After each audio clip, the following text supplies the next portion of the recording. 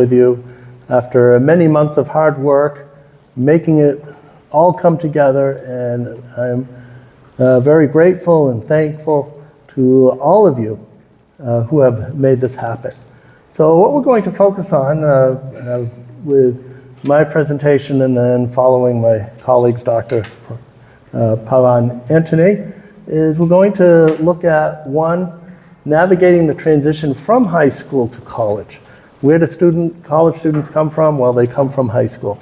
So what can we do to set the stage for success in that all-important transition from college from high school, grade school, to college?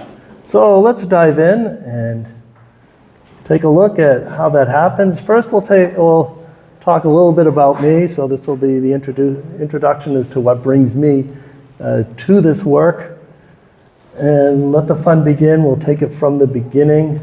Things were pretty typical at first. At 24 hours of age, my wife says I looked like an egg.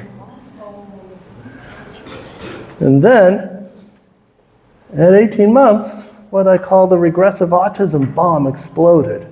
That happens to about 30% of us autistic people.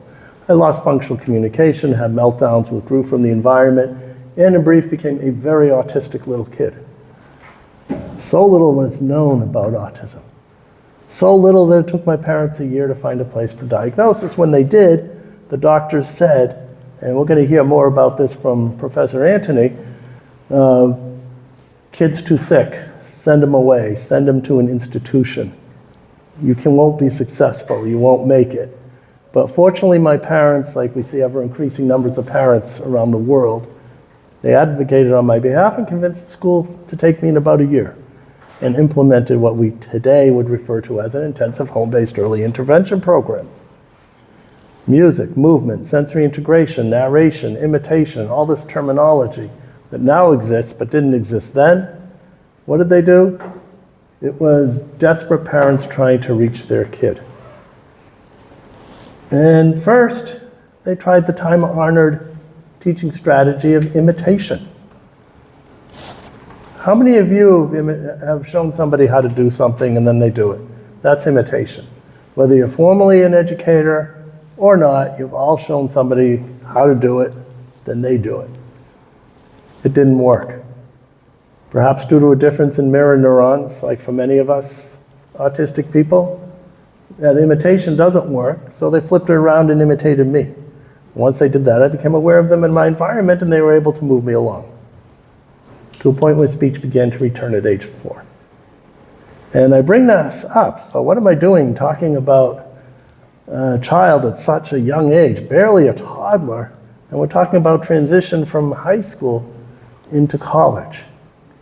Because I think what is key in successful education is what my parents did. First, they met me where I was. Got to meet the learner where they are. And then from there, they developed a trusting relationship. And then they were able to move me along. And it's that key that makes it possible.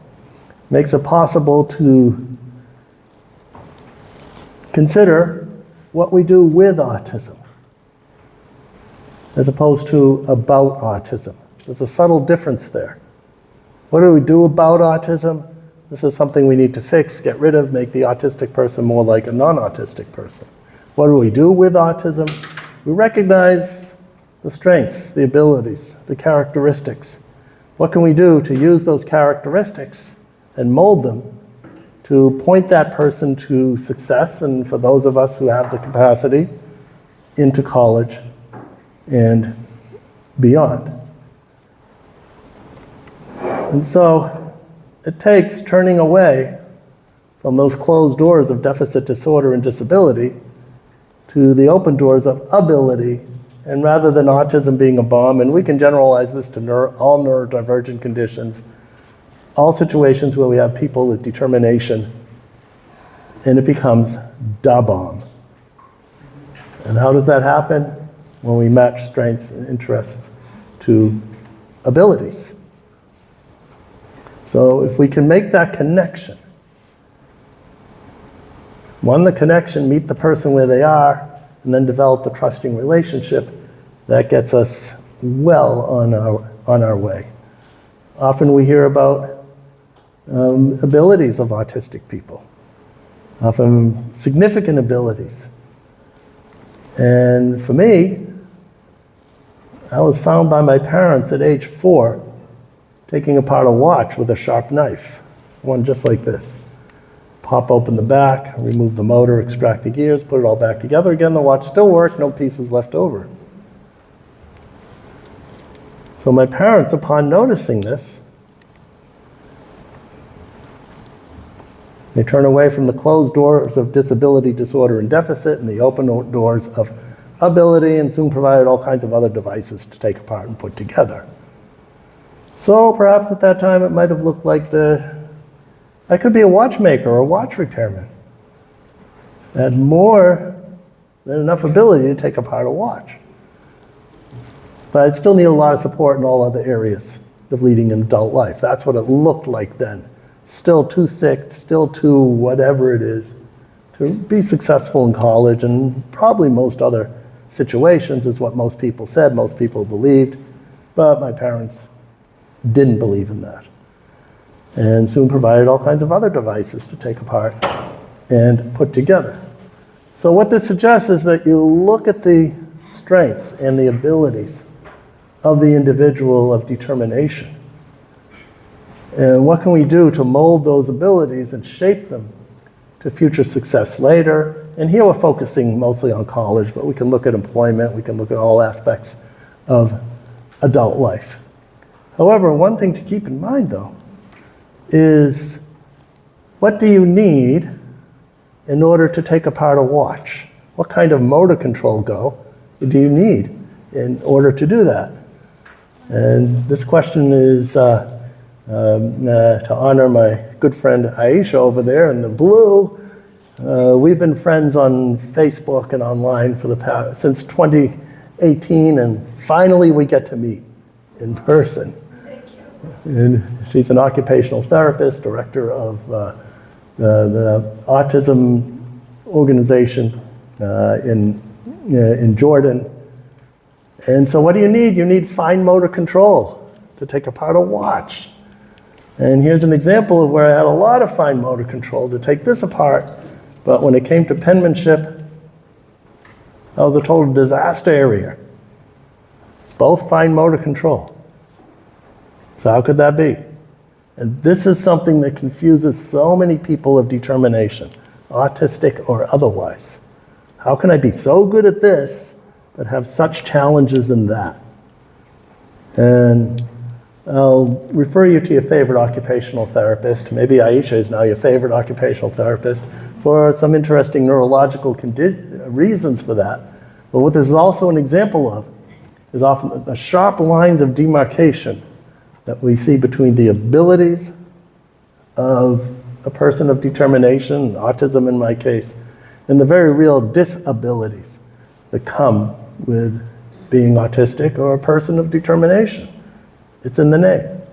And we have to be mindful of that. We do need to focus on the abilities, on the strengths, on what the person can do, but also be mindful of the very real and significant challenges that can occur for people of determination.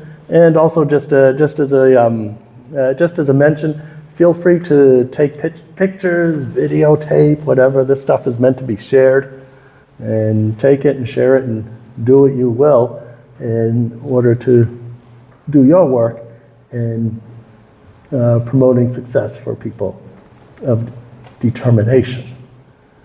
So my parents made a big deal about that, and they're building a sense of self-awareness, which is critical for all of us, people of determination and otherwise.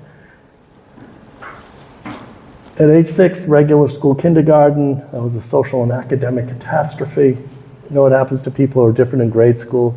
Fortunately, school systems realize that bullying is not a developmental phase that people need to go through, and that something needs to be done about it. What about my schoolwork? I was usually about a grade behind in most of my subjects. I spend my days sitting in the back of the room, way in the back, Getting all the books from the library on my favorite subjects, read them, take notes, copy diagrams, then put them away, and sometimes wonder if there was more to education, more to school than just reading my favorite books, like doing math in groups, for example. And I think what it translated to is the teachers didn't know how to reach me, but since I wasn't a behavior problem, they just left me my own devices. And it was probably for better rather than for worse in those days. We'll talk a little bit more about disclosure and advocacy, which is the concept of building self-awareness in the person of determination, of what it means to them to be, in my case, autistic, and how do we, from that, develop the ability to advocate on our own behalfs in a way that people can understand and provide support. Transition to adulthood. In the United States, the government mandates that we need to start thinking about adulthood after graduation. And for us, we're talking about college at age 16, so just a couple of years before graduation. It's always mystified me as to why we'd only spend a couple of years trying to figure out the remaining 70% of a person's life. I think this is a much better number. And in fact, we need to start thinking about what are the implications of now for adult life later. And again, here we're focusing on higher education. So it starts early. 8, I remember about this time I had a stack of astronomy books on my desk. And a teacher told me that I'd never learn how to do math. Well, somehow I figured out just enough math to teach statistics at the university level. These days, I see increasing numbers of educators who would notice this kind of highly focused interest, and let's just say there's plenty of mathematics involved in astronomy. Bicycles started becoming interesting to me. And I got to a point where I could take a bicycle apart down to all the little pieces and the ball bearings and the gears, and put that all back together again. And it still worked. So now looking at my trajectory, always keeping in mind that person's trajectory, well, what could become of this skill? And had mine gone in a different direction, maybe I'd still be fixing bicycles and owning a bicycle shop. We all learn about what we're interested in, and we tend to be good at what we're interested in. For autistic people, we're a study of extremes. And it's just more so. So on to middle and high school. You don't need to be autistic or a person of determination to have difficulties in middle and high school. Fortunately, for me, it was better. 2 reasons. One, I figured out using words instead of sound effects from the environment really helped with social interaction. And secondly, I was able to engage in one of my highly focused interests, music. I joined the band. And now I had a nice structured activity to mediate my interactions with others in the band. And then autism, again, being a study of extremes, which basically means the things we're good at, we're incredibly good at. The things we're not so good at, we often need a lot of support, and there isn't that much in the middle. So there's often a bimodal distribution of abilities and disabilities. And again, that can be confusing to us autistic people, us people of determination, and those of us who support those of us of determination. So I got into my head I needed to learn how to play all the instruments, every last one. And hours in the instrument closet. Well, I didn't learn them all, but I did get it up to about 15 different instruments. And when I learned one of the requirements for a degree in music education at the college level was you had to learn all the instruments, well, that's the thing. So again, connecting the interests, connecting the abilities, and finding ways to do that for the individual. And at this time it looked like, yeah, I'm college capable. I can do college, I can do the academics. But what about all the other stuff? Am I college ready? And that's another area of challenge that we're going to take a look at addressing today. So one of the things I do is give music lessons to autistic children, because in addition to the therapeutic benefits of engaging in music, you're developing a real life skill in which to engage with the environment. Also, it's just plain old fun. And then finally, I haven't figured out to teach typical kids yet, so I just stick with the autistic ones. They make a lot more sense. But music can be a very sensory activity, and with autism comes sensory challenges, sensory differences, and these are things that also need to be considered for the individual. Where the strengths lie, where are the challenges? Is there some way to address the challenge, at least for me, of the trumpets being behind me and I'm in front playing the trombone, and you can imagine how that was. More about that later.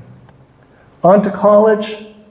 That's what we're talking about today. College was a utopia. I had more friends, no more bullies. If I wanted to ride my bicycle at midnight, I could find someone just as strange as I was to also ride at midnight. And what I often tell people, autistic individuals, others of determination, that if grade school is difficult, middle school, high school in particular, often there's a lot of bullying and social misunderstandings, just wait until you get to college. It will be better. And for so many of us it actually is, however, we will need the support. And that also brings to mind that my own experiences, all of grade school to me felt like a bit of a game. Try to guess what the teacher wants you to do for homework, and if you get it right, you get a good grade, whatever the subject was. That's just kind of what it seemed to me. But then between graduation and the summer and then going off to university, maybe some sort of maturation occurred, maybe it was a difference in teaching styles, and I was absolutely amazed to find my professors telling me exactly what I needed to do in order to be successful on the tests. So I'm not exactly sure how that happened, but it is something that we need to consider as part of the transition from grade school to college. So what else happens at the university level? Dating occurs, nothing that I could really figure out. And however, I was lucky enough in grade school, or I should say in graduate school, to meet my wife through a common interest in music. So she, coming to the United States from being principal harpist of the Beijing Symphony to Boston University to fulfill her, or to continue her education, and through that common interest, and again, going back to those interests, going back to those strengths, those are where we find the seeds for success in adult life, and in this case, we're talking about higher education. So, what is like for her, married to an autistic person? Well, I encourage you to read her contributions to my autobiography, Beyond the Wall, which Aisha over here maybe will hold up, and that's what it is. So if you want to find out what life is like more on this side of the spectrum. Just getting my phone. Oh, your phone is hiding here. Yeah. Sorry. Yeah, here you go. I didn't want to ring while you're talking. Oh, yeah, always a risk. All right, thanks. So anyways, that's my autobiography. You can find out more details then.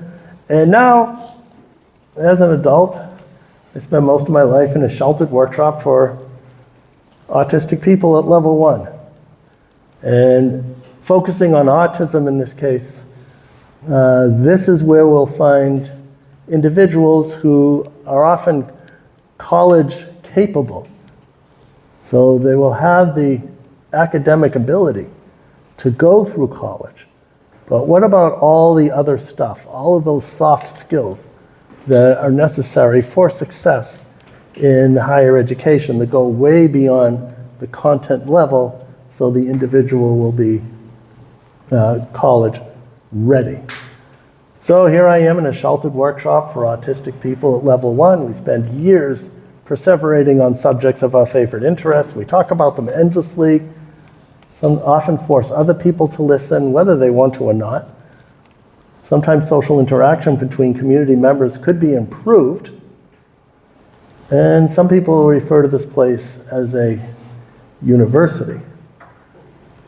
So in some ways, perhaps the doctors were right that I should be in an institution, but what they didn't take into account is that I would be in an institution as a professor of special education at Adelphi University. So that's what brings me here to talk about autism, to talk about supporting autistic and others of determination to be successful at the college level. So how do we move from college capable to college ready? And let's take a look at some foundations where we can go from being capable, have that cognitive wherewithal, having the knowledge. Just like at our university, at Adelphi University, we have a program called the Bridges Program, Bridges to Adelphi, where we support about 140 autistic individuals to be successful at the college level. And I remember my first day at the university, I met the student assistant, and somehow I just knew that he was on the autism spectrum. Maybe it takes one to know one. And I thought, well, maybe we'll get to know each other better. Maybe we'll have a little talk about autism. On the second day, I see him again, and then he tells me that he failed out of 2 universities before coming to Adelphi, where he was now getting a 4.0 because he was getting the support he needs. So what can we do to take the college-capable student who's at the launch pad and launch that rocket to get them so that they're college ready? So let's take a look. So we're looking at the student who is college capable, who can do the work, perhaps may need some modifications. And some common modifications that we see at the grade school level, please forgive me that I'm taking a United States-centric viewpoint because that's where I live, that's where I grew up.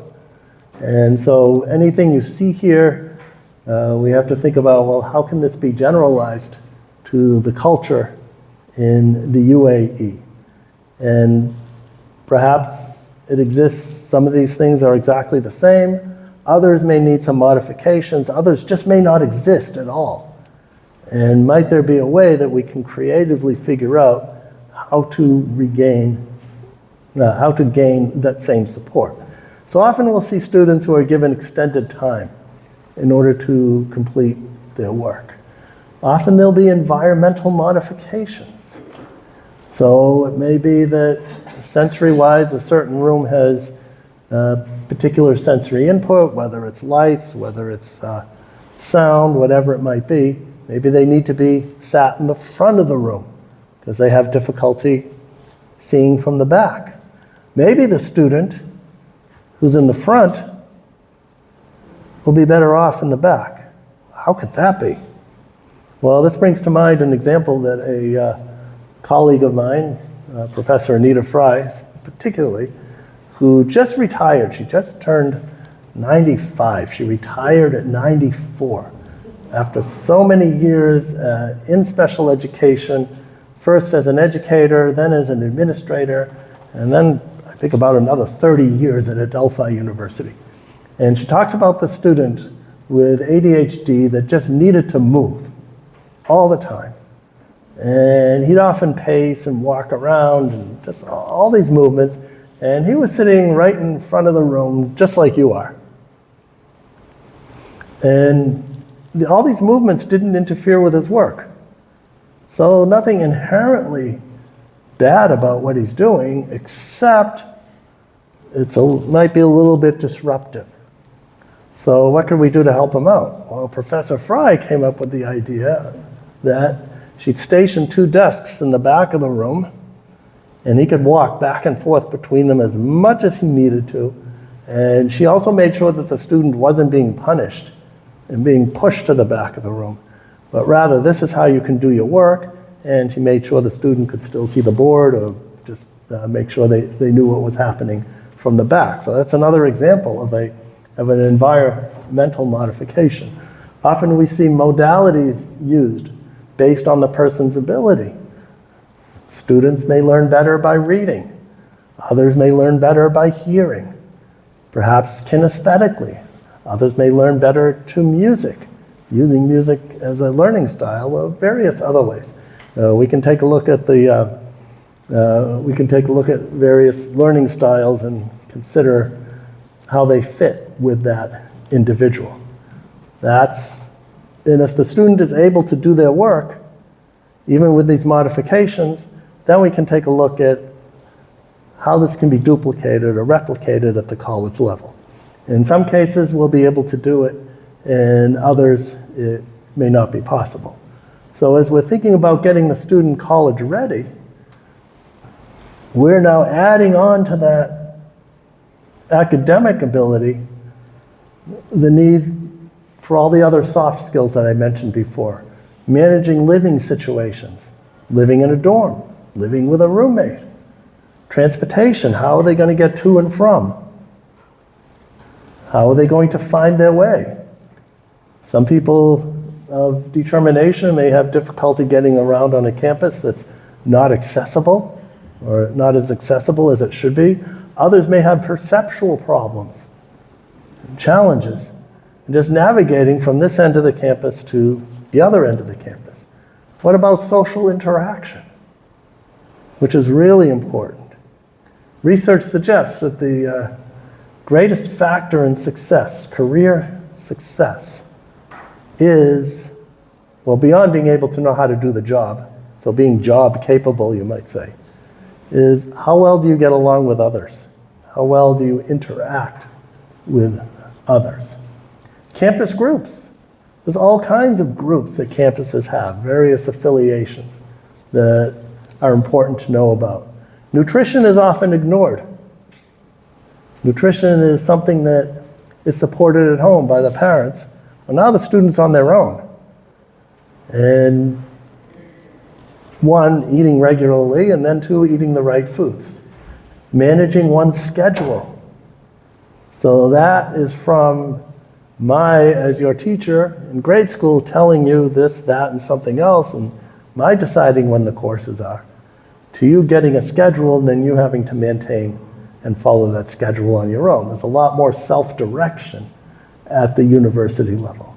And these are just some of the areas. There's many other important areas as well, but these are things that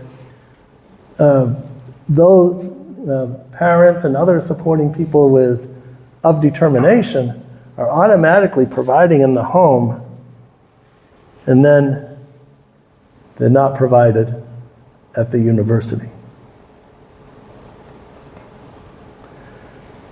So therefore, it's important to consider some of the differences, some of the important differences between high school and college.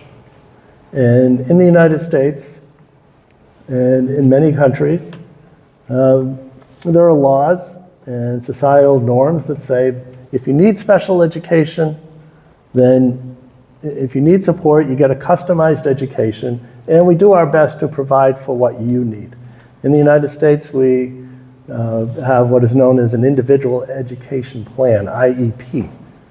And so a whole bunch of people get together, professionals and others who know the student, and determine what the best education is for that student. In other countries, it may be called something else. It may be formal, it may be informal, but it's taken care of by the adults in the situation.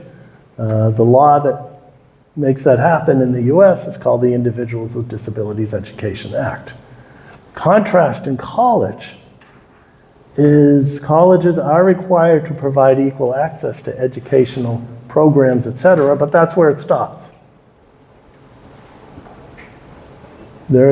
Colleges in the United States, we're expected to provide reasonable accommodations. We have to do it. Any university or program of higher education that receives support from the federal government, which is almost every single one, has to have an Office of Student Support. Sometimes it's called Office of Student Disabilities. Sometimes it's called Office of Student Success. Whatever it is, every university has to have one. Student confidentiality. Parents are intimately involved in a student's education through grade school. Once they get to college, now that becomes private information. And the furthest a college can share with another person is, yes, Pav and Anthony is a full-time student. That's it. Nothing more. So there's another difference. And all of this is taken care of by the Americans with Disabilities Act in the United States. Other countries may have similar type things. Another big difference is that whereas providing support is mandated to the schools for the student of determination, at the college level, it's now up to me as an individual, as an autistic individual, as an individual of determination, to find this disabilities office on my own and to get those accommodations on my own. So that's another big difference. It's a self-serve model, and you need to learn how to use it. So as we look at others, high school students spend a lot more time in class, sitting in class, than college students do. College students tend to have more subjects. Homework, there's a huge increase in homework as well. Frequent quizzes in grade school, more cumulative exams at the college level. A lot of content from existing work, texts, versus research, primary sources, small classrooms versus big classrooms, hundreds of students sometimes. High schools tend to be located in a single building, maybe two. Whereas a university, this one here, it's a whole campus. And that's another big difference.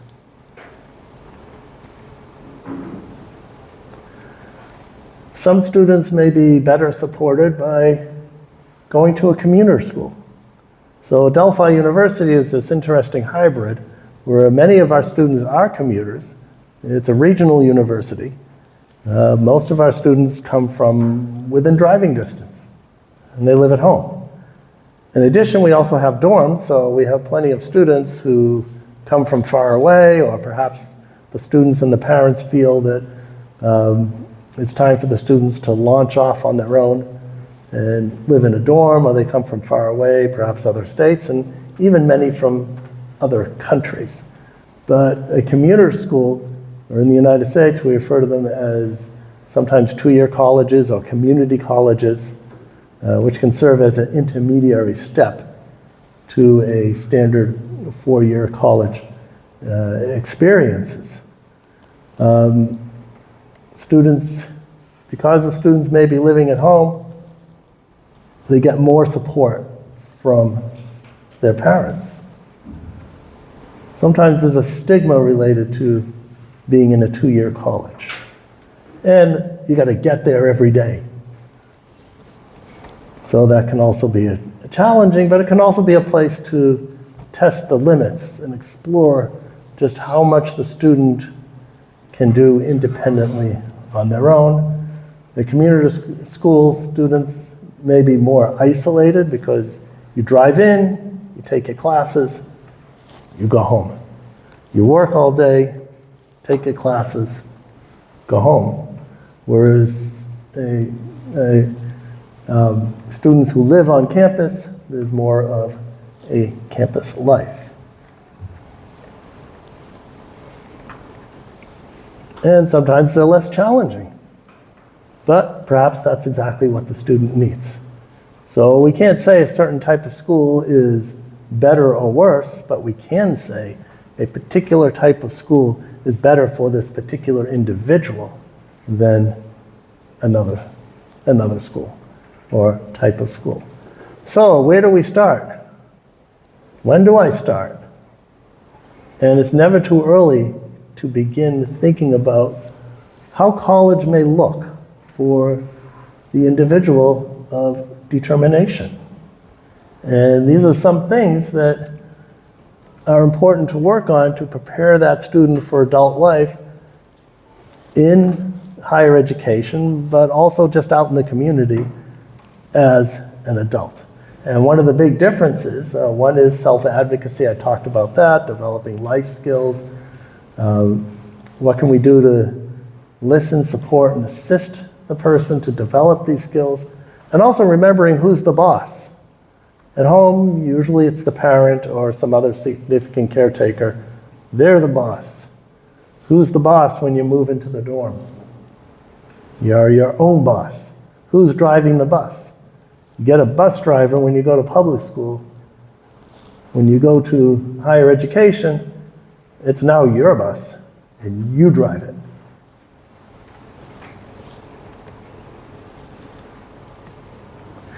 It's also important to know what documentation and policies exist at the university that determine how one might be successful or not.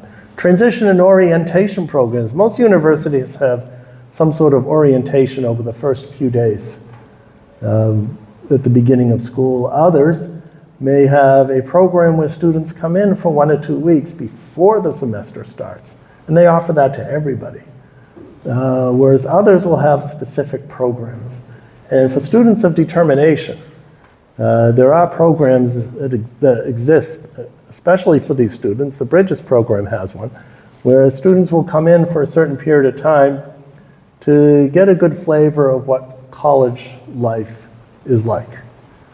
Now, when I was thinking about going to college and was considering various universities, my parents, without even realizing what they were doing, they'd often tell me, you know, take 3 or 4 days off of school, go with your sister who's already going to college, and hang out with her for a few days. And that's what I do, hang out in her dorm room. And I found it to be an amazing experience because people would talk to me even if I didn't know them, because that didn't happen in grade school. And there was some very interesting courses that I sat in, and it was a nice campus to walk around. The university was probably an area about twice the size of this one. It was in a rural area. And I enjoyed that quite a lot and made me realize, yeah, this college thing is a good idea. So my parents had implemented some sort of primordial situation to get me used to the idea of college. And I think that helped a lot. Now we're seeing that more formalized at the university level. And again, it's never too early to start. So my parents, even at age 4, I'm taking apart watches. Sure, who knows where the trajectory is going to go. We're pretty bad at prognosis of where somebody is now and where they're going to end up from a young child to an adult, but you can still start noticing where those interests are and where the strengths are and how that's going to lead to success at a later point. So the Office of Student Support, or whatever it's called, at that particular institution of higher education, some things that are important to consider about them, such as what documentation is needed. So many of them will say you need to have documentation that's as recent as, it could be a year, 2 years, 3 years, whatever it is, find out, because I've seen many situations where a student will come to one of these offices, their documentation is 4 or 5 years old. It's too old. And then the office will not provide support until it's updated. I don't know how long it takes to get a neuropsychological exam here, but in the US it could take over a year to schedule it in. And it's very expensive too. So find out what do they require in order to provide support. what is assistance needed with? So for some universities here at Adelphi University, we provide assistance for academic accommodations and social interaction and navigating the campus. What is not provided are all those independent living skills that are needed to live as an adult, either in a dorm room, shared with a roommate, maybe you get your own room as a special consideration, or maybe you're living off campus. Now, there are other universities that do provide these residential type of support for residential living. And so it's important to know, is this person in need of that? So when I started my college, undergraduate time at my college, I did pretty well with the residential living, activities of daily living, independent living skills, eating properly, or more or less. And academics, I guess that was going okay too. I could have used some support, but they didn't know anything about autism in college students at that time. Now at least we know a little bit more. And some basic questions such as, how do you get a hold of these people? Where are they located? Again, getting back to preparation, what is needed to obtain those accommodations? And also other aspects that are important. Are they friendly? Do they know what, in this case, autism is? Autism is ASD. Are they knowledgeable? So I remember going with a friend to help her advocate at an office of student support. And what was interesting is they weren't very knowledgeable about autism at all. But for what they lacked in knowledge, they made up for in attitude.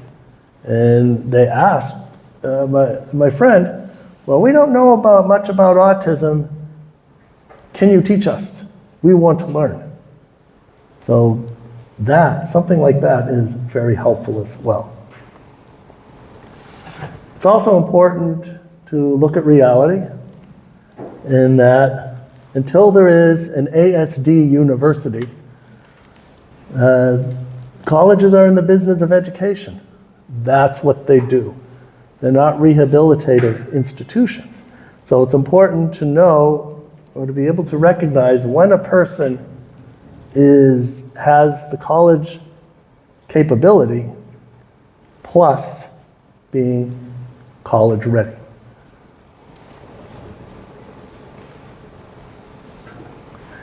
So in preparing for the launch, let's take a look at tracking college readiness.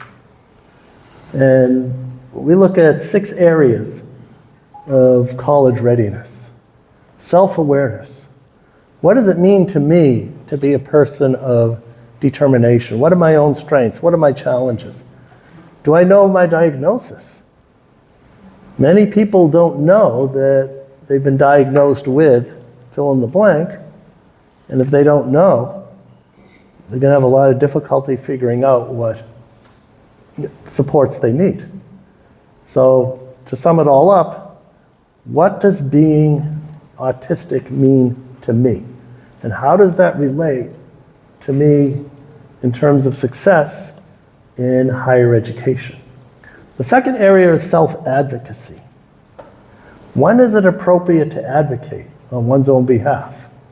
And how do I do it in such a way that my teachers, administrators, other people who might provide support in the college, in the Office of Success can provide for what I need? Emotional regulation. That can be a challenge too. What do you do when you're feeling upset, you're feeling angry? What do you do with these emotions? How can you up or down regulate as needed? And how do I understand my emotions? There are many tools to help autistic and others of determination to understand one's own emotions. The second set of 3 include life skills. Just a few. Do I know how to maintain a good diet? maintain hygiene, money management, and various other aspects to live as an adult? What about communication? Interacting with my professors? What do I do if during class my professor makes a mistake? We've got a missing period over there, says the autistic student in the middle of class. And how do we deal with that as professors? Realizing that the student is not meaning to be rude, is not being combative, but one of the characteristics of autism is you have to follow the rules and everything has to be just exactly so. And when we go against that, well, we're going to let you know. Executive functioning. Again, managing one's own schedule, how we think, how do we best learn? Some of us study better in the morning and do our best work in the morning after we wake up. Others are night owls and do it after it gets dark and everybody goes to sleep and it's pretty quiet. Sensory-wise, some of us need complete silence to do our work. Others go to a noisy coffee shop so that we can work. And whether you know the fancy terminology for all of this or not, that's not so important. What is important is that you know this and you can schedule your life so that you can be successful. And one way to think about this is tracks. Where is the student, you might say, on a 5-point scale? Are they just at the beginning of self-awareness and knowing where their strengths are and where their challenges are? Do they know they're autistic in this case? What about self-advocacy? And what about the other areas? And what can we do to get them all up, to level up to number 5 so they can be successful in higher education? So we're going to take a look at a couple of these areas, just a couple for now. And one is, what does it mean to me to be a person of determination, self-awareness? And when I talk about disclosure, it's disclosure to the individual who is of determination. Does that person know that they're neurodivergent, have a disability, person of determination, whatever the situation might be? Do they know what the label means? Because I've seen a number of situations where the person is able to say, yes, I'm autistic, I have dyslexia, or whatever the case may be, but they just know the word. What does it mean? And sometimes what I've seen is that individuals who know that they're fill in the blank, sometimes some people attempted to use it as an excuse. Oh, I can't do that, I'm autistic. And really, this knowledge is not, it needs to go in the other direction, which is knowing that you're autistic, knowing you have these strengths and challenges, they provide a key in order to get things done. How do I inform a person that they're autistic? And how do I do it in a way that emphasizes their strengths and abilities, and yet at the same time, are realistic about the challenges? So I've developed a 4-step approach in order to help this happen. As for myself, I was lucky in this regard. My parents used the word autism in the house for as long as I can remember. So since about age 5.5, when my speech had mostly normalized, when I had enough awareness about things, I remember my parents talking about me that I'm autistic, and this is why I saw the special doctor every week, and that's why this was different, and that was different, and all these other things. And we didn't know much about autism, but it certainly helped explain a lot of differences. I find that most people don't learn that way. And there is this discrete time when you disclose. So let's take a look at an example of a child I worked with for many years, decade, maybe more. Started working with him at age 5.5, giving him music lessons. Diagnosed with Asperger's syndrome. Asperger's syndrome is no longer a diagnostic criteria, so now that person would be considered to be at autism needing supports at level 1. And in the autism community, thank you, at level 1, those are the individuals who are often college capable, and we can work with them and provide support so they can be college ready. So anyways, back to this 5.5-year-old. I'm giving him music lessons. His parents refuse to use the word autism in the house because they just know with enough intensive activity, we're going to early interventionize the Asperger syndrome right out of him. Many years later, now we're in high school, thinking about college. His parents realize, well, our child is still autistic and he needs to be told. And they asked me to do the deed. I said, okay, next lesson we'll do it. And we started out in step 1, awareness of strengths and challenges. And we talked about his strengths in music, graphic design, and computers. We had talked about his challenges in making friends, physical education, and penmanship. So kind of like me. I don't remember if he could take things apart, but certainly this writing thing was really difficult for him. And this can be done really early. Get the person familiar with their own characteristics. And then you start lining them up. Piece of paper, strengths on one side, challenges on the other. We decided that since he was so good at computers, you really should be writing your papers using the computer and not by hand anymore. So we all get to this point when we're providing support for someone, and we'll call it handwriting because that's what we're talking about. When do you get off of all of this physical therapy, occupational therapy, getting the person to write better, when we realize we're not going to go very far here, but we'll go much further when we teach them how to communicate on a different device, in AAC. So then after we do that, we get to step 3, non-judgmental comparison of other people's characteristics, parents, friends, other role models, maybe some superstar models. For example, many people think Bill Gates is autistic and he seemed to do okay with his computer business. And I do that before presenting the label. You know, all of these characteristics, they line up with what is known as, in that case, Asperger syndrome.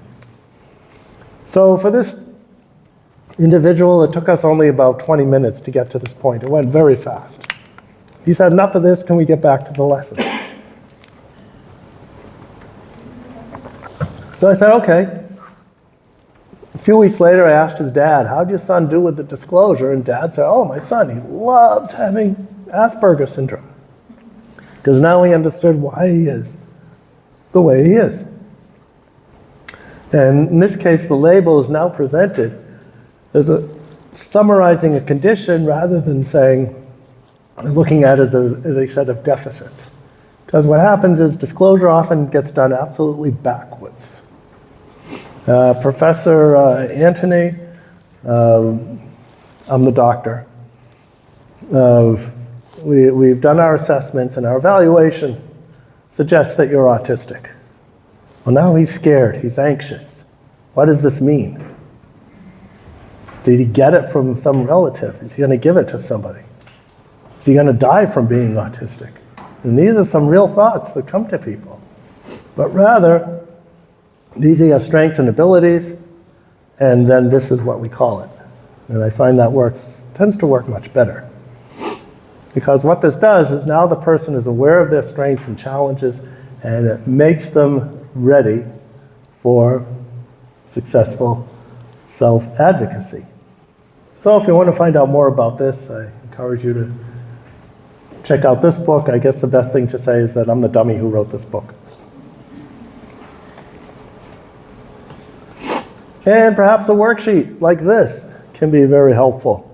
To write it all down, take all the pictures you want, that's fine. Then if you want this in living PDF color, I encourage you to email me and I'll be happy to send it out to you so you have it in all its glory. So let's see. Oh, here we are. So this gets us ready for self-advocacy. And as we consider self-advocacy and promoting success in self-advocacy, the two big questions that come to self-advocacy is, when is it appropriate for me to advocate? When is it appropriate for me to advocate for something that I need in my classroom, to my professor? How do I let my needs be known in a way that the other can understand and provide support? So let's take a look at a common example. And you're lost and you ask for directions. Here they are. Of course you're going to remember all the directions. But maybe you might realize that you won't remember them all. So what's the first thing you do? You recognize the situation. There's too much here to remember. That's the challenge. You advocate for yourself. Can you wait a moment while I get something to write this down? It might be in a tablet, it might be paper and pencil, whatever it might be. And then you say, oh, thank you. I won't remember it all. Thanks for waiting. So what have you done? You've gone through a 3-step process. Now you know the terminology for. You scan the environment for challenges. You scan the environment for what might be difficult. And in this case, you're not going to remember it all. For the person of determination, it might be, I'm not sure if I can learn in the way the professor is teaching. I need some additional support in some way. I don't learn very well by hearing, so I wonder if I can get the notes from the professor. That might be a resolution for that. So I've scanned the environment, looking for challenges. I scan the environment continually for challenges. One example is noisy restaurants. They just don't work well with me. So I step into a restaurant, is it too noisy? Is there a quieter place in the restaurant, or do I just need to go somewhere else for a meal? I advocate on my behalf. Wait a moment, give me a bit of a time so I can get something to write it down. And then I gave the reason why. And that is the disclosure. So in thinking about this 3-step approach, what is self-advocacy? It's knowing when and how to approach others in order to negotiate desired goals and in order to build better mutual understanding, fulfillment, and productivity. But there's a challenge. I'm telling you something that might be considered as a weakness in myself. And maybe in disclosing this, it could be a little bit dangerous. It might be used against me. When do I engage in self-advocacy? And it's when the effect of being autistic or being a person of determination or whatever it might be significantly impacts a situation or a relationship, and there's a need for better mutual understanding. It is now time to build, at least think about building an advocacy plan. So here's an example. What does autism mean to me? Well, many of you may think that this hat's a fashion statement. And in many ways it is. I always like to support Adelphi University. It's good to support my university wherever I go. But it's really an accommodation. Because for me, one thing autism means to me, it means all kinds of things, but one is being under recessed lighting fixtures like this, for me, is probably like looking into a spotlight for you. Here's the accommodation. It works out pretty well. So now I'm in class. No hats allowed in class. So what am I going to do? I come into the classroom. I'm always scanning the environment, and I scan for lighting too. Okay, there's a challenge for me. Now I need to advocate on my behalf. I may need to talk to my teacher. I may need to talk to my professor. Well, gee, I wonder if I notice that nobody else is wearing a hat, but I wonder if it's okay if I wear a hat. Easy, 1 or 2 sentences. Something the professor can understand. can provide support. In fact, I've got my own hat, so the professor doesn't have to do anything. And then here comes the disclosure piece.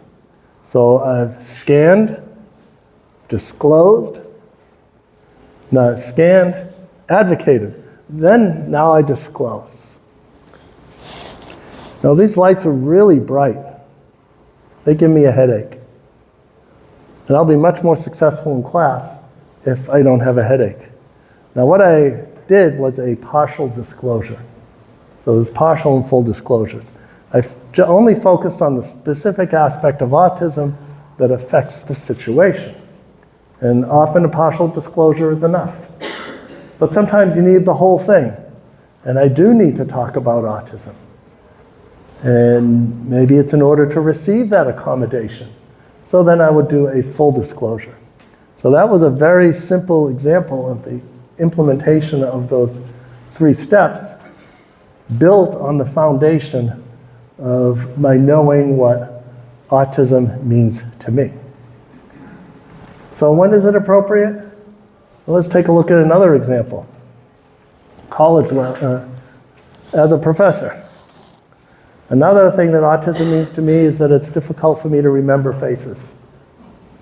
So what that translates to is it takes me all semester to just begin to recognize my students.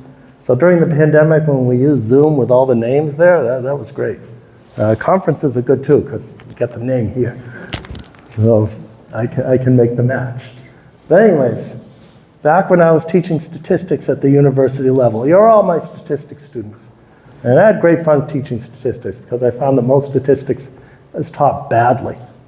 So let's do it well, and let's have some fun with statistics. So would it make sense to disclose to my students that I'm autistic? Is there anything that significantly affects my relationship with the students? And at that time, well, I didn't know that much about what autism meant to me. And I said no.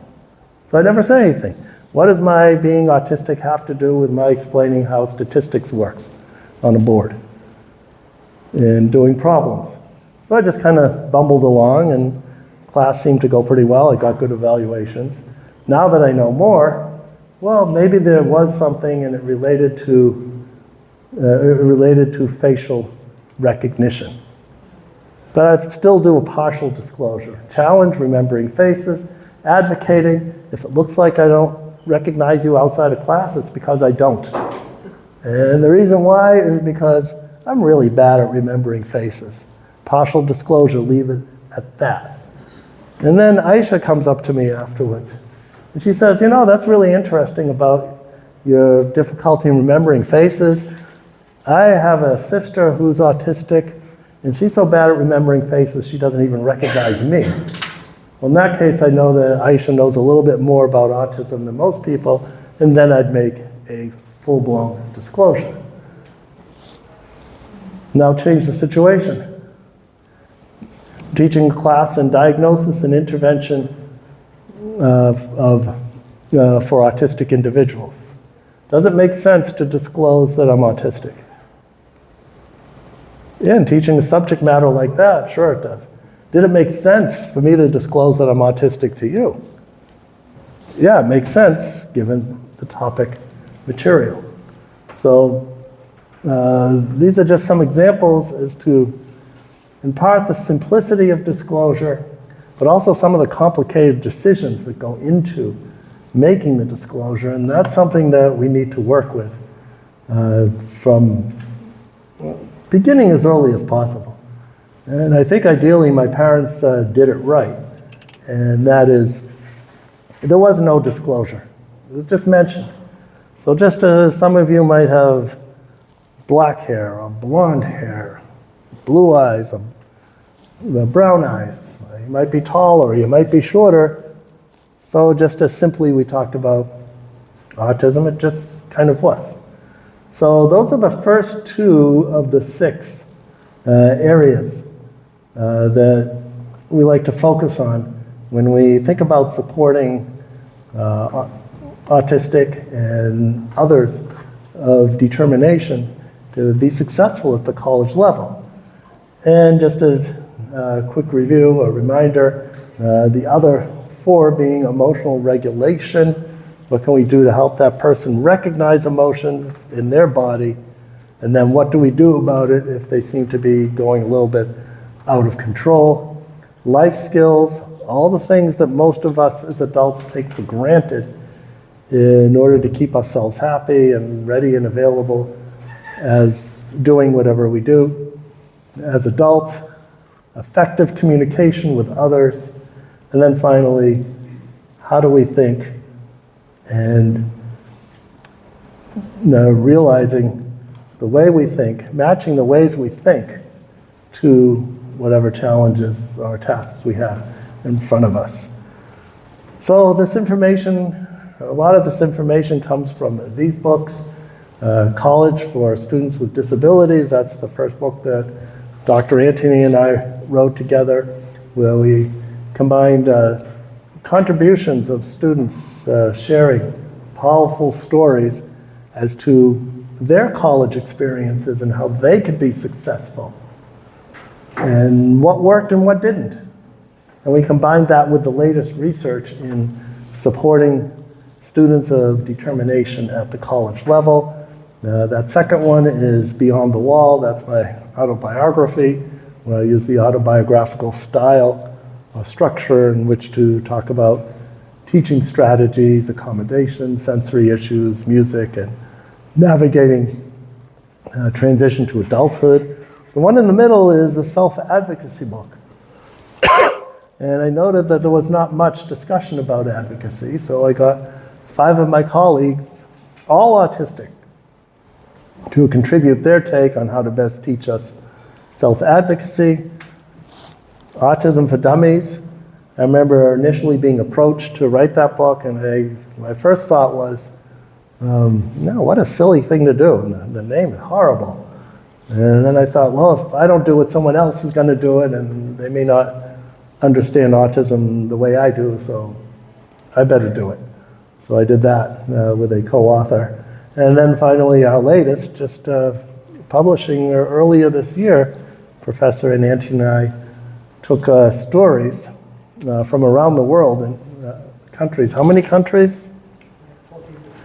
14 countries. Give or take one. We'll have to look at the table of contents to be sure. But anyways, many countries around the world. How did they address the challenges of the pandemic? How did they support people of determination in continuing their education during this time of challenge, during this time of crisis? And what recommendations do they have in promoting success should such a challenge come again? References. And then finally, I want to thank all of you for doing what you do in your own way, for promoting successful and productive lives for people of determination. And here we're focusing at the college level. And I believe that we have the technology, we have the know-how, we have the power, so that making success for those individuals who are college capable, plus by providing support to make them college ready, and making this the rule rather than the exception. Thank you very much.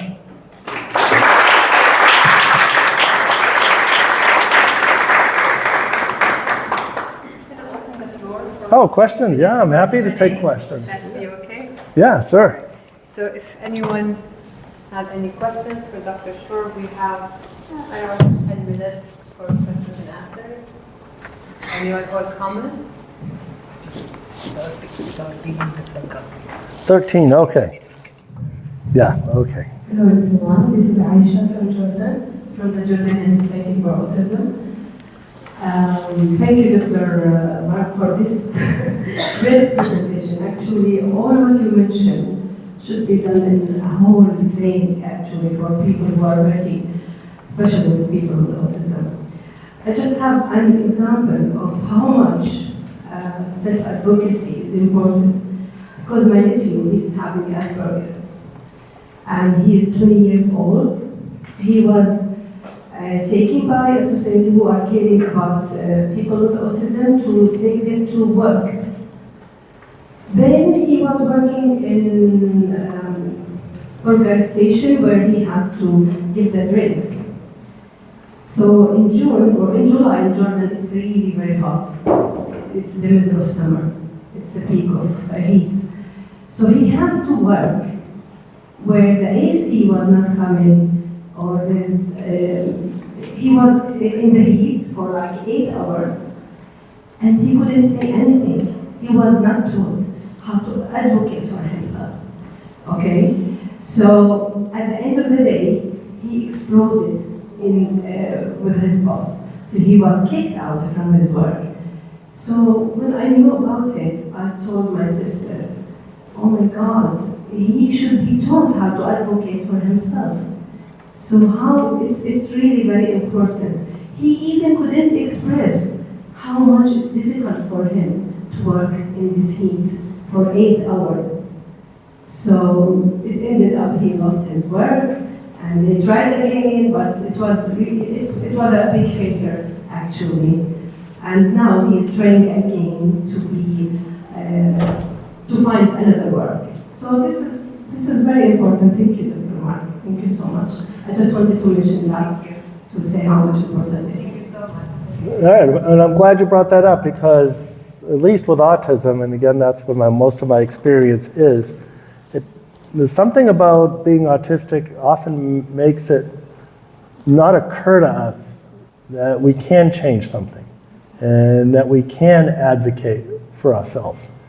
And I've seen this throughout the spectrum, whether it's a young child who has more support needs, perhaps doesn't communicate much, and that's the individual, for example, who gets upset when they come into their classroom, a little kid, and the chair is on its side. And there are some approaches that are used that will actually set up the room like that on purpose, and then help and support that individual realize that instead of having a meltdown because the environment is upset, you have the power to go there and right the chair. So that's just a very basic situation that someone who's very young in a more challenging situation, but that can be generalized throughout the entire autism spectrum. So thanks for bringing that up. Good morning, everybody. Good afternoon, actually. My name is Kaminski. I work for, actually founded a company called Neurokinds, and I work with neurodivergent individuals and businesses and educational institutions to do what you're doing here today, raise awareness about how we function. And I say, therefore, how we can be supported and how we all can be supported with our needs and strengths. I myself am a neurodivergent person. I have ADHD, and I also am battling with the lines in this room. I get my sunglasses on, and I wanted to say, with regards to self-advocacy, I work with people of different ages, and I just really want to stress how difficult it is, especially for young people, and that includes university students, to self-advocate, because I am a middle-aged woman who works in this field, who was very aware, including self-aware, and also work in environments where it's quite conducive to self-advocate, because I work with a lot of people who are aware of this topic that I'm talking about. But still, even for me, it's okay for me to say put my sunglasses on when the lights are bright, because it doesn't bother anybody else, or I don't have to ask for anybody's attention. But when I want to move around in this room, or many meeting rooms that I sit in, I still am very self-conscious. So even though I don't have to approach anybody and ask for permission, like a student might have to do in a lecture hall, I still don't do it because I'm self-conscious, because I don't want to disturb the peace. So I just wanted to stress that we should have to obviously teach our students, we have to ourselves self-advocate and model that to everybody, but it's not easy. So that's one thing, and another thing I just wanted to thank you. I related to so much to what you said, as we know there's a huge overlap between autism and ADHD. And I and I just want to add that point that there's about 20% of us in the society are neurodivergent. 20%. Autism, ADHD, dyslexia, many other forms. So amongst our students and amongst us, right, staff. So I just wanted to add this to really highlight how important this is, right? Because we're talking about such a huge chunk of the population. Thank you so much. Thank you. Oh, well, thank you. And just,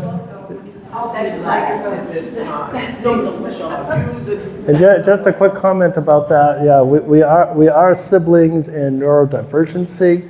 It wasn't until 2013 that the DSM, Diagnostic and Statistical Manual of Mental Disorders, I don't know why we're in mental disorders. These are not mental disorders, but that's what they are. Anyways, we share so much in common, but it was only until 2013 that the people who wrote the DSM definitions finally recognized that you could be autistic and have ADHD. So the two come together. And also you bring up another important point about self-advocacy. It's not a binary on-off situation. Either you can do it or you can't. But you can think of them as developmental levels as described by one of the authors of the self-advocacy book, the green book that I showed up here. And it starts with, I noticed that you're being bullied in class. You're in 3rd grade. You don't know what to do about it. You've never advocated for yourself. So as someone supporting you, we'd have a little discussion about it, talk about what the situation is, brainstorm why it might be happening on the appropriate developmental level, brainstorm, guide the conversation, and now we're going to talk to your Professor Anthony over here, Mr. Anthony, and now that we figured out what needs to be done, I'm going to model how to advocate. I'll do it and you watch. And you bring that up to, the two of us are here to talk to you about a problem that we're experiencing in class. Could you describe to Mr. Anthony what's happening? And then I fill in. That would be like an intermediate level. And eventually we get to a level where you came across this challenge, you advocated to Mr. Anthony, and then you come see me later on. This was my problem, I advocated, it turned out well, it didn't turn out well. This is how it works. So that's a growth process that we also need to be aware of. And I just want to highlight how important the culture is. Yes. So what we're talking about also is that it's very situational. I might be able to self-advocate in certain situations, but when the environment is not psychologically safe, I will not be disclosing or asking for accommodations. So that's why we're doing it here, right? We are making ourselves aware of this, so we can create inclusive environments. Thank you. Thanks. May I just say we have 10 more minutes, or 7 to 10 minutes, and then we're going to have a break. And I will take your questions now. And then the program goes is that we have our keynote speaker, Mr. Rashid Al-Marzouqi, and then we're going to have the workshop with Dr. Anthony. So we're going to, after your questions or comments, we're going to have about half an hour to 35 minutes for a bite, and anyone wants prayer time as well, and then we'll reconvene here at 2:10. Okay, so quickly please your comments. Hello everyone, and thank you very much for this very interesting and inspiring talk. Lots of what you mentioned was just related also to my experience as a person with vision impairment. And you brought a few important points. First of all, self-awareness, because it also starts from how the family accepts the disability of the child. I've seen like a lot of cases where people generally don't really feel comfortable disclosing their disability because, the parents, especially mothers, maybe inherited their early childhood, they don't really feel comfortable also, disclosing the disability of the child, or just they don't give them the sense of acceptance. through my experience, I think it's the most difficult time for us or for people, I don't know, this was my experience, to accept, acknowledge, and disclose disability was at the university time. First of all, during school, you interact with the same people over a whole year. Maybe the same people also, the same students will move to the next class with you, well, whether at the university, no. It's totally different story, like, you interact with people from one semester to another, usually different. So you don't have the, you don't have the need to disclose your disability. Another thing also, when you be in a very huge environment where you interact with people from different backgrounds, sometimes you don't feel that comfortable, to be honest. And at that age also, you start to develop your self-identity, whether, is it really I'm a person with a disability or not? So until, you get out or you finish university, maybe you develop that sense of acceptance towards the disability. But for me, it took me really like a whole university time until after university to be comfortable to disclose my disability. Thank you very much for that interesting discussion. Yeah, well, Thank you so much. that's a very important comment, because you bring out a huge challenge that we face. And we are now heard from two of you, and that is the stigma piece. There's so much stigma attached to disability, to difference. And that's something that we need to work on. And the more that we can disclose, initially in safe places, this is a safe place, many places aren't.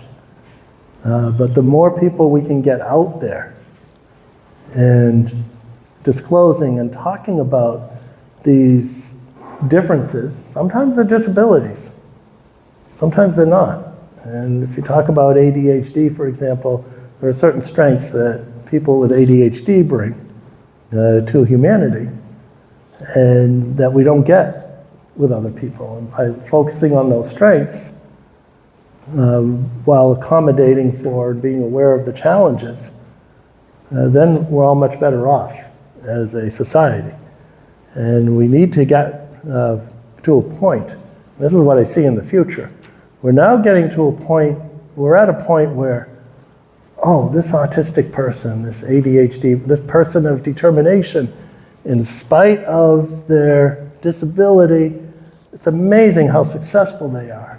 And we're turning the point to, well, maybe it's because they have these characteristics they're successful.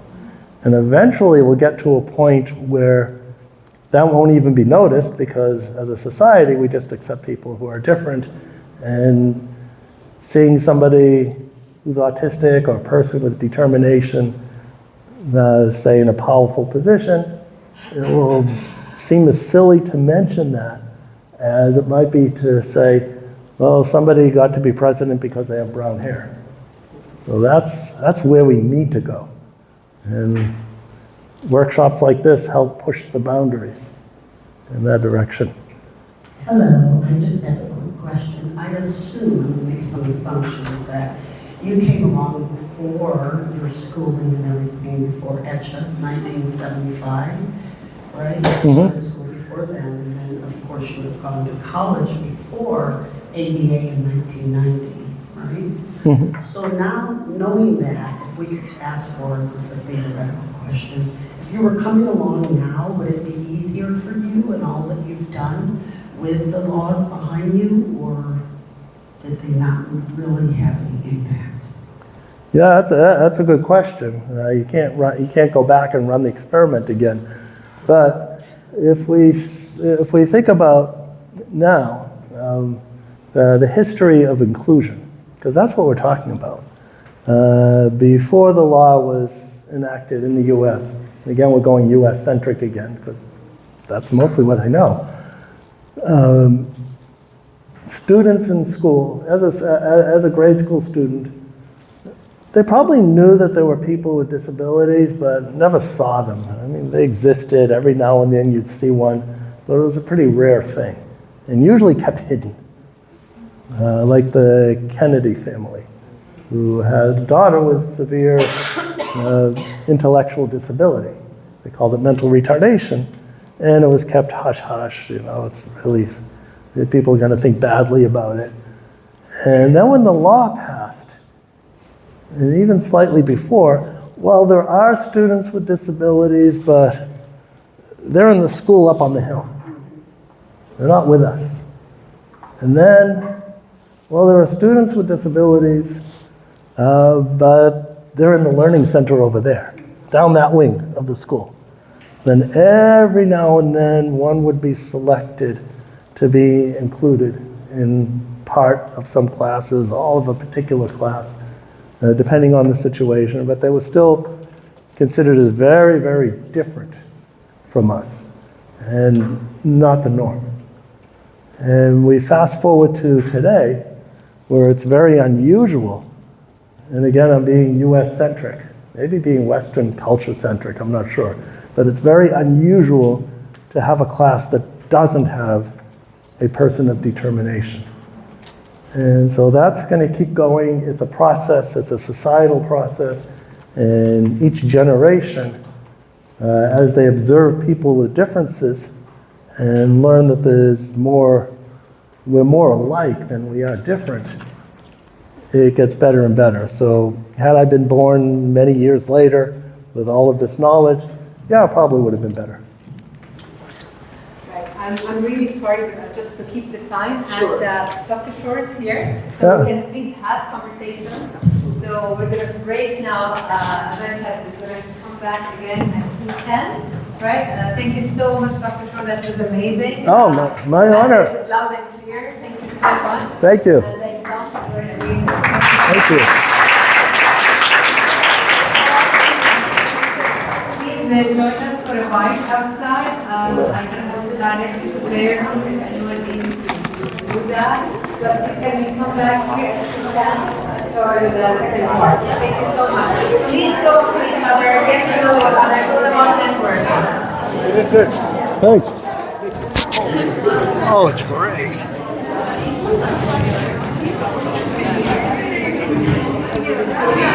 Thank you so much again. Oh, you're welcome. I'm glad you spoke up too.